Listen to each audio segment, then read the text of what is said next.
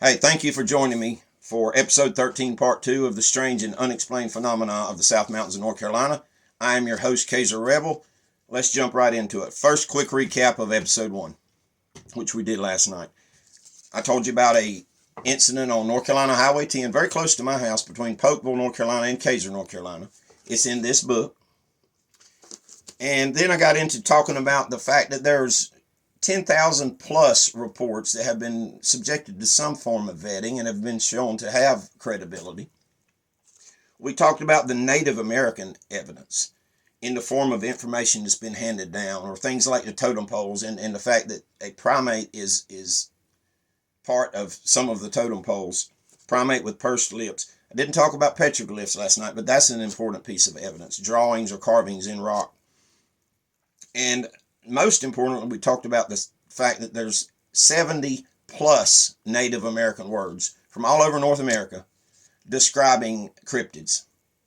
Most of them clearly describe a Bigfoot, Sasquatch type of creature, a hairy wild man of the woods, and that type of thing. And we talked about the corroboration of eyewitness testimony. Now, these eyewitness testimonies span a long time period across a lot of geography all over North America. What we see is common descriptions given of appearance, of behavior, of this bad smell, for example, this terrible odor. And by the way, much of this corroboration took place prior to the age of the internet.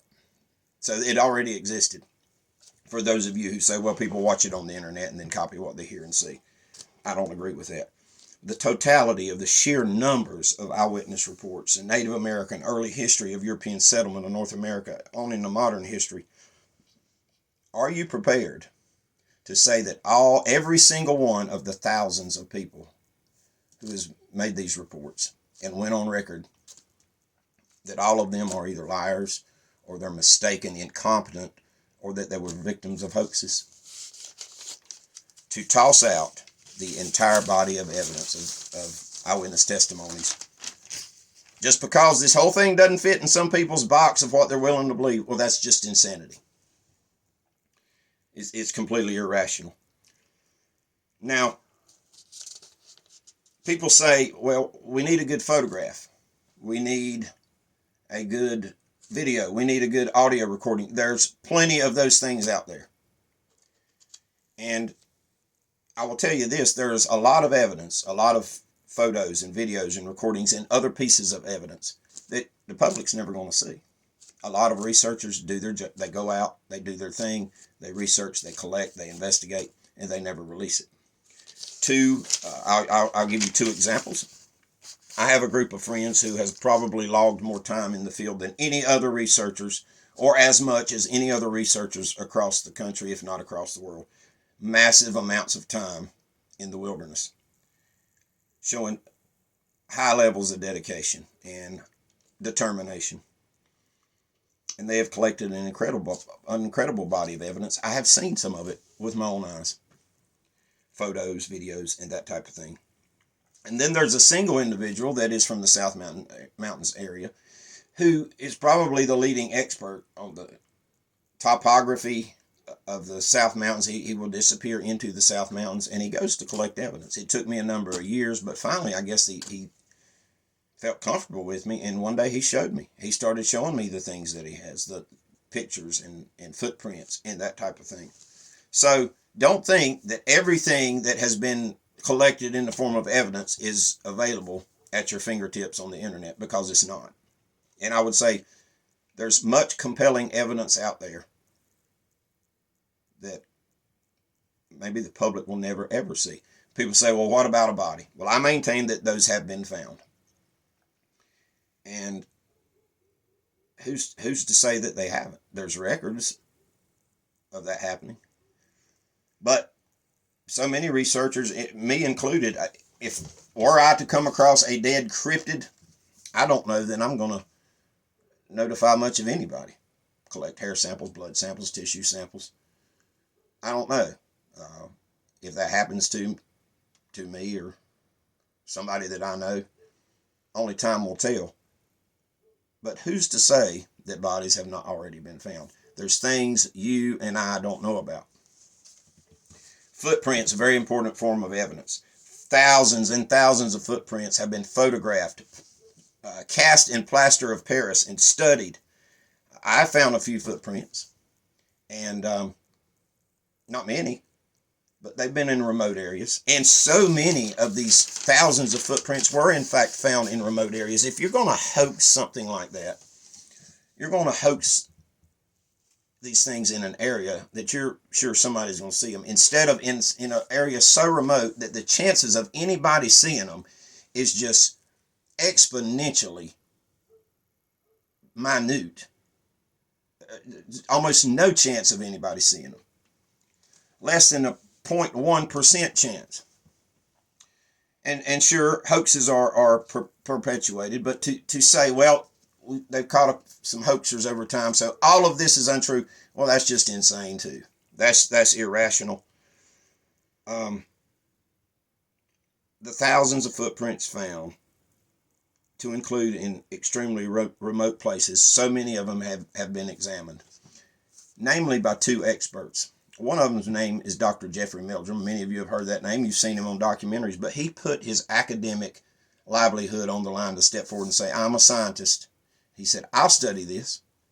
Expert in anatomy and other things, and he helped propel the science of examining these, especially the cast footprints. He took them to a whole nother set of levels. And then there's a fellow that was named Jimmy Chilcutt. He was a forensic guy, a law enforcement guy. He was a fingerprint expert, and he was asked to take a look at some of the evidence, namely footprints, and I think also maybe some handprints. And he admitted, he said, when I went into it, it was my intent just to debunk it, because he said, I just thought it was all completely crazy. But lo and behold, he discovered these prints have dermal ridges. That's what law enforcement, when you get fingerprinted, they fingerprint your dermal ridges. That's what shows up on the fingerprints.